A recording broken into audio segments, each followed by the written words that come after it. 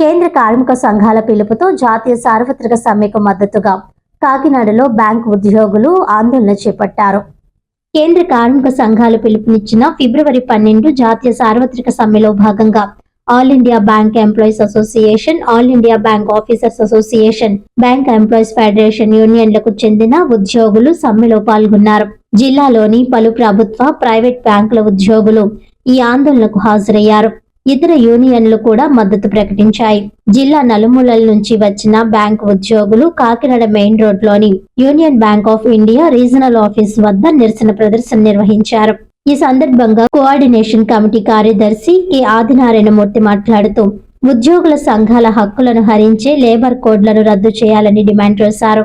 అదేవిధంగా ప్రభుత్వ రంగ బ్యాంకులను ప్రైవేటీకరించవద్దని, బ్యాంక్ డిపాజిట్లపై వడ్డీ రేట్లు పెంచాలని, ఖాతాదారులపై విధిస్తున్న సర్వీస్ ఛార్జీలను తగ్గించాలని, ఖాళీగా ఉన్న ఉద్యోగాలను వెంటనే భర్తీ చేయాలని, పాత పెన్షన్ విధానాన్ని పునరుద్ధరించాలని ప్రభుత్వాన్ని కోరారు.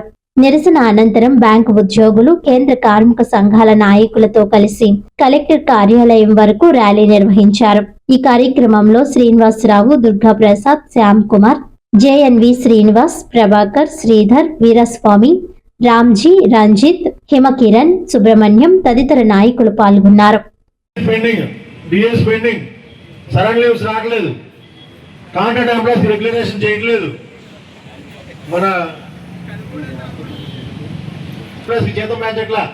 కార్మిక సంఘాల నుంచి ఎంతో ప్రయత్నాలు, ఎన్నో ఉద్యమాలు చేస్తూ ఉన్నారు.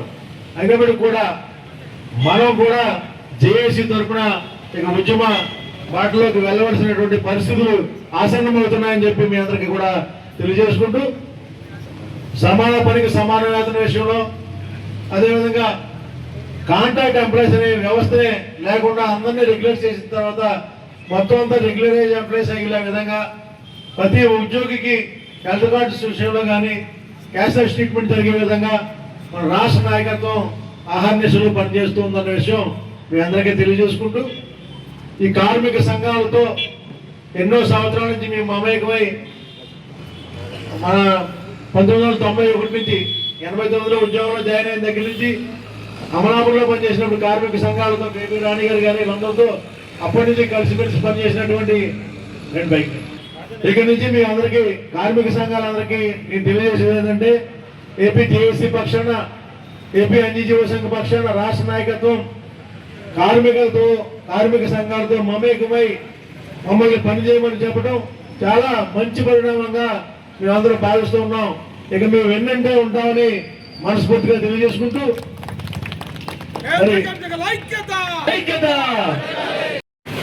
అది ఎలాగ తొక్కుతుందంటే ఒక గిట్టల చప్పుడులాగా ఒక ఎద్దు గిట్ట వచ్చి గుండెల మీద తన్నేలాగా కేంద్ర ప్రభుత్వానికి ఉండాలని ఉండబోతుందని కూడా ఈ సందర్భంగా తెలియజేసుకుంటూ, ఈ రోజుని కార్మిక చట్టాలను గతంలో రైతువారీ చట్టాలను అలాగే రద్దు చేస్తే రైతులందరూ కూడా ఏకదారిపై వచ్చి ఆ చట్టాలను రద్దు చేసిన సందర్భాలు మనకు తెలుసు, ఆ చరిత్ర మనకు తెలుసు.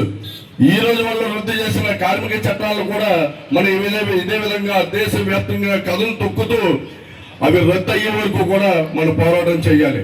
ఎందుకంటే మనకున్న హక్కుల్ని ఇప్పటికే చాలా కాలు రాసేశారు.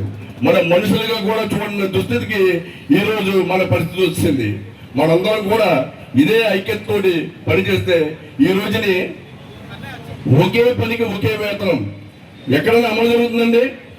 నా పక్కన ఉన్న మనిషి ఏమో ఒక వేతనం తీసుకుంటున్నాడు, అదే పని చేస్తున్న యువతల పక్క మనిషి ఇంకో వేతనం తీసుకుంటున్నాడు. పని మాత్రం మారలేదు, కానీ పని భారం మాత్రం పెరిగింది, కానీ వేతనంలో మాత్రం అనేక మార్పులు. వీరికి 10 రూపాయలు ఇక్కడ ఎవరిని కించపరచడం కాదు, అందరినీ కూడా ఏకదారి మీద తీసుకొచ్చి ఒకే పనికి ఒకే వేతనం తీసుకురావాలి.